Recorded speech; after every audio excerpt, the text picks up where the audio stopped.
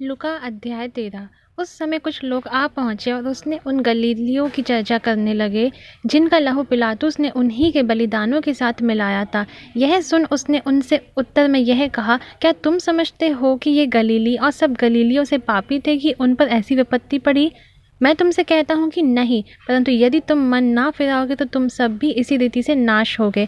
या क्या तुम समझते हो कि वह 18 जन जिन पर शिलोह का गुम्मट गिरा और वे दबकर मर गए यरूशलेम के और सब रहने वालों से अधिक अपराधी थे? मैं तुमसे कहता हूँ कि नहीं, परंतु यदि तुम मन ना फिराओगे तो तुम भी सब इसी रीति से नाश होगे।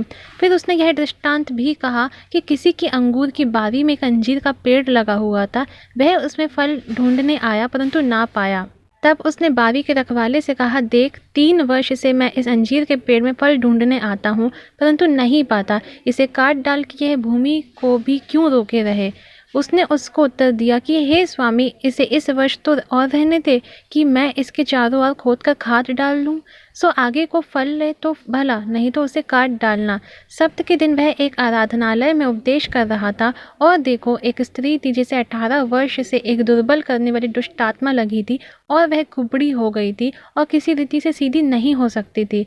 यीशु ने उसे देखकर बुलाया और कहा, हे नारी, तू अपनी दुर्बलता से छूट गई। तब उसने उस पर हाथ रखे और वह तुरंत सीधी हो गई और परमेश्वर की बड़ाई करने लगी, इसलिए कि यीशु ने सब्त के दिन उसे अच्छा किया था। आराधनालय का सरदार रिसिया कर लोगों से कहने लगा, 6 दिन हैं जिनमें काम करना चाहिए, सो उन्हीं दिनों में आकर चंगे हो, परंतु सब्त के दिन में नहीं।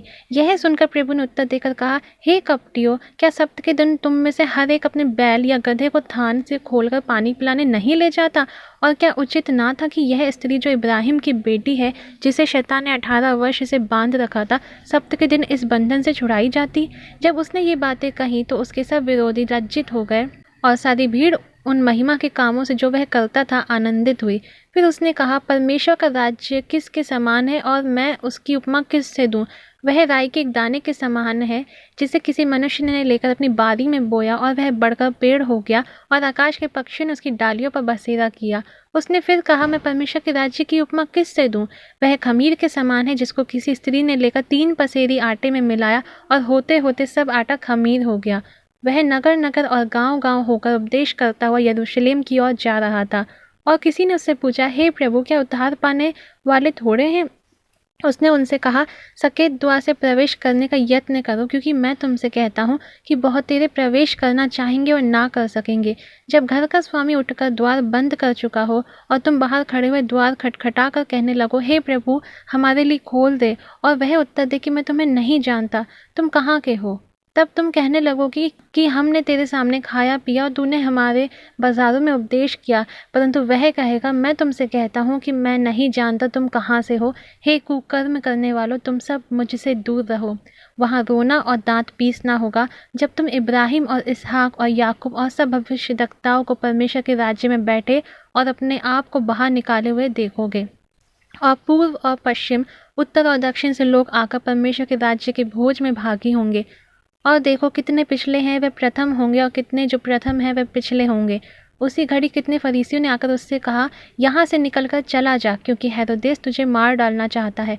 उसने उनसे कहा, जाकर उस लोमड़ी से कह दो कि देख, मैं आज और कल दुष्टात्माओं को निकालता और बीमारों को चंगा करता हूँ और तीसरे दिन पूरा करूँगा। तो भी मुझे आज और कल और परसों चलना अवश्य है, क्योंकि हो नहीं सकता कि कोई भविष्यद्वक्ता यरूशलेम के बाहर मारा जाए। हे यरूशलेम, हे यरूशलेम, तू जो भविष्यद्वक्ता को मार डालती है और जो तेरे पास भेजे गए उन्हें पत्थरवाह करती है, कितनी बार मैंने यह चाहा कि जैसे मुर्गी अपने बच्चों को अपने पंखों के नीचे इकट्ठे करती है, वैसे ही मैं भी तेरे बालकों को इकट्ठे करूं, पर तुमने यह ना चाहा। देखो, तुम्हारा घर तुम्हारे लिए उजाड़ छोड़ा जाता है। और मैं तुमसे कहता हूँ, जब तक तुम ना कहोगे कि धन्य है वह जो प्रभु के नाम से आता है, तब तक तुम मुझे फिर कभी ना देखोगे।